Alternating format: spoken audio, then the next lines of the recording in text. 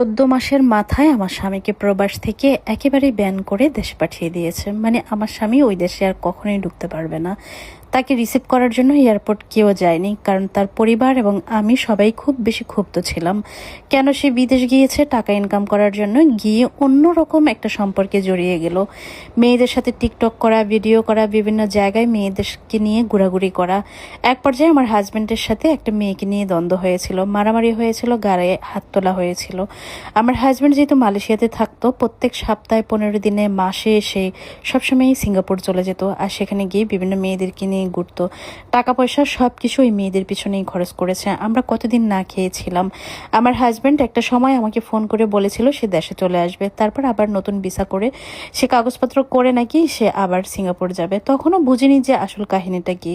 কিন্তু আমার হাজব্যান্ডের সাথে আমাদের এলাকারই একটা লোক থাকতেন, সে সবসময়ই বলে তোমার হাজব্যান্ড বিভিন্ন মেয়েদেরকে নিয়ে ঘুরে। এমনকি মালয়েশিয়াতেই সে বিভিন্ন মেয়েদের সাথে এসব কাজ করে বেড়াতো। তবে কিছুদিন পর পর যখন সিঙ্গাপুর যেত, এটা নিয়ে আমার শ্বশুর শাশুড়ি অনেক রাগ করতো যে টাকা পয়সা শুধু শুধু নষ্ট করছে। সবচেয়ে বড় কথা, আমার হাজব্যান্ড যখন মালয়েশিয়া গিয়েছিল তখন আমাদের টোটালি 7 লাখ টাকার উপরে খরচ হয়েছিল। সেই টাকাটা পর্যন্ত আমার হাজব্যান্ড পরিশোধ করেনি। মাসে 10,000 15,000 টাকা আমাদের সংসার চলার জন্য দিত। এতে করে আমার বাচ্চাদেরকে নিয়ে আমার হিমশিম খেতে হতো। শ্বশুর শাশুড়িকে ডাক্তার দেখানো কিংবা ওনাদেরকে খাওয়ানো পড়ানো, ননদরা আসলে তাদের জন্য কিছু করা, এগুলো আমি করে উঠতে পারতাম না সেই 10-15 হাজার টাকা নিয়ে। এটা নিয়ে অনেক বেশি ঝগড়াঝাটি ঝামেলা হতো। এভাবেই 3টা বছর সে মালয়েশিয়াতে ছিল। 3 বছর পর সে সত্যি সত্যি একসাথে মালয়েশিয়া থেকে চলে আসে। ভেবেছিলাম যে ঠিক আছে আবার যাবে, কিন্তু একসাথে যে আসছে সেটা আমরা জানতাম না, কেউই জানতাম না। আমরা অনেক আনন্দ করে 2 মাস কাটিয়েছি। 2 মাস পর যখন জিজ্ঞেস করেছি তুমি বিদেশ যাবা কবে আসলে বলো তো, তখন সে বলল সে আর মালয়েশিয়া যেতে চায় না। তখনই সংসারে আবার অশান্তি শুরু হলো। এদিকে আমার হাজব্যান্ডকে দেখতাম বিভিন্ন মেয়েদের সাথে মেসেজে কথা বলতো কিংবা ভিডিও কলে, অডিও কলে কথা বলতো। তখন পর্যন্ত বুঝে উঠতে পারিনি, ভেবেছিলাম কাজের জায়গা থেকে কত মানুষই ফোন করে, মেয়ে দেখে তাতে কি হয়েছে। কিন্তু একদিন মোবাইল হাতে নিয়ে আমি যা দেখেছি তার জন্য আমি প্রস্তুত ছিলাম না। মেয়েদের সাথে শারীরিক সম্পর্ক পর্যন্ত হয়েছে। অনেক খারাপ খারাপ ছবি দেখেছি আমি, একেবারে পোশাকহীন ছবি।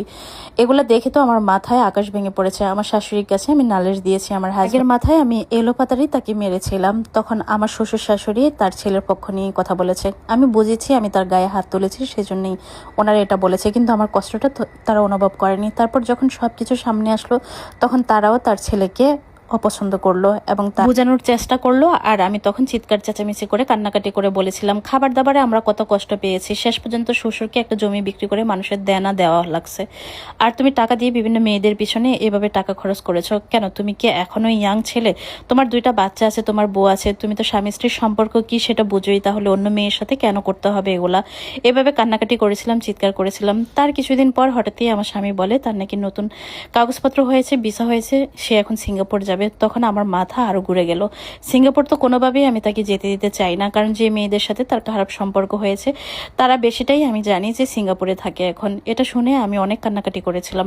কিন্তু আমার হাজব্যান্ডের যাওয়ার ডেটও হয়ে গেছে। তারপর সে আমাকে বললো সে এমন কোনো কিছুই করবে না, এবার শুধু টাকা পয়সা ইনকাম করবে। কিন্তু আমার হাজব্যান্ড যাওয়ার পর থেকেই আমি দেখি যে তার টিকটক আইডিতে বিভিন্ন মেয়েদের সাথে টিকটক করে করে আপলোড দিচ্ছে।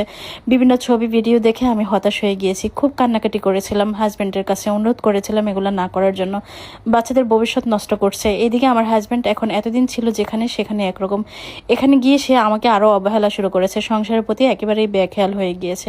বুঝতে পেরেছি আমার জীবনের অন্ধকার আরো দেখার বাকি আছে। তার কিছুদিন পর শুনতে পেলাম আমার হাজব্যান্ড একটা মেয়ের সাথে এত গভীর সম্পর্কে জড়িয়ে গিয়েছে, ওই মেয়েটা আরো 4-5টা ছেলের সাথে সম্পর্ক করে। হয়তোবা সেই ছেলেরাও আমাদের দেশেরই ছেলে ছিল। আমার হাজব্যান্ডের সাথে প্রায় নাকি গায়ে হাত তোলা হতো, মারামারি হতো। তখন আরো বেশি ভয় পেত। আমাদের যাকেই ফোন করে আমরা তাকেই দিয়ে তাকে বোঝানোর চেষ্টা করেছিলাম যেন ভালো পথে থাকে, ঠিক পথে থাকে, কিন্তু না, আমার হাজব্যান্ড দিন দিন এত এত খারাপ খারাপ টিকটক ছাড়তো যে মেয়েদের সাথে চুমাচুমি পর্যন্ত করে টিকটক করতো। এগুলো দেখে আমি পুরো হতাশ হয়ে গিয়েছি। বাবার বাড়িতে যাওয়া বন্ধ হয়ে গিয়েছে, আত্মীয় স্বজনের সাথে কথা বলা বন্ধ করে দিয়েছি, কারণ সব মানুষ এই টিকটকগুলো দেখতো। লজ্জায় শেষ হয়ে গিয়েছে। কিন্তু দেখেন কি ভাগ্যের লীলা খেলা, সে 1 বছর পরেই দেশে চলে আসতে হয়েছে। তাও শুনতে পেয়েছি তাকে নাকি সেই দেশ থেকে আজীবনের জন্য বহিষ্কার করা হয়েছে। মেয়েদেরকে নিয়ে মারামারি করেছে, একটা ফিলিপাইন কিংবা কোনো চাইনিজ মেয়ে কিনা আমি তার গায়েও নাকি হাত তুলেছিল ছেলেদের সাথে মারামারি করতে গিয়ে। যাই হোক, আমি এগুলো আর জানতেও চাই না, একেবারেই দেশে চলে এসেছে। এখন আমিও বাবার বাড়িতে 6 মাস। এমন অমানুষের সাথে সংসার করার থেকে তো না করাই উচিত। এখন অনেক ক্ষমা চায়, অনেক মাপ চায়, আমাদের বাড়িতে এসে এসে বসে থাকে। এই 6 মাসের মধ্যে আমি গিয়েছিলাম কয়েকবারই শ্বশুর বাড়িতে, কিন্তু থাকিনি। আমি আমার প্রয়োজনে গিয়ে আবার চলে এসেছি। আমার শাশুড়িও বলেছে তাকে একটু শক্ত করতে হবে, তাকে একটু শাসন করতে হবে, এবং তার সাথে যদি রাগ অভিমান না করে থাকে। আমার শ্বশুর শাশুড়িও কথা বলে না, এখন ভালো করেই বুঝছে পরিস্থিতি কি।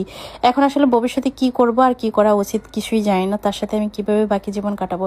টাকা নেই, পয়সা নেই, বারবার বিদেশ গিয়ে লক্ষ লক্ষ টাকা ঋণ করেছে। শ্বশুরেরও এত অর্থ সামর্থ্য নেই, তারপরেও তার জন্য সবার ভাগের উপর থেকে একটা জমি বিক্রি করেছে, সেটাও এখনো পরিশোধ হয়নি। এভাবে কিভাবে কি করব তাই বুঝে উঠতে পারছি না। ধন্যবাদ বোন আমার গল্পটা পাঠানোর জন্য। যে ঘটনাগুলো বলেছেন এগুলো সিঙ্গাপুরে অহরহরেই হচ্ছে, তবে চাইনিজ মেয়ের কথা এখানে আসার কথা না। চাইনিজ কোনো মেয়েরাই এসব ভুল পথে যায় না। তবে হ্যাঁ, ফিলিপাইন এবং অন্যান্য দেশের কাজের মেয়েরা থাকে এখানে সুন্দর চামড়ার, ওদের সাথেই শুধু আমাদের দেশের কিছু লোক না, শুধু অনেক দেশেরই ছেলেরা ইনভলভ হয়ে যায় বা সম্পর্ক তৈরি করে, টিকটক করে, ভিডিও করে। আমি শুধু আমাদের দেশের ছেলেদের কথা বলবো না। তবে আরেকটা কথা বলে রাখি, আমাদের দেশের সব ছেলেরা কিন্তু এরকম করে না। অল্প সংখ্যক কিছু টিকটকার বা কিছু ভিডিও মেক করে এরকম ছেলেদেরই হয়তো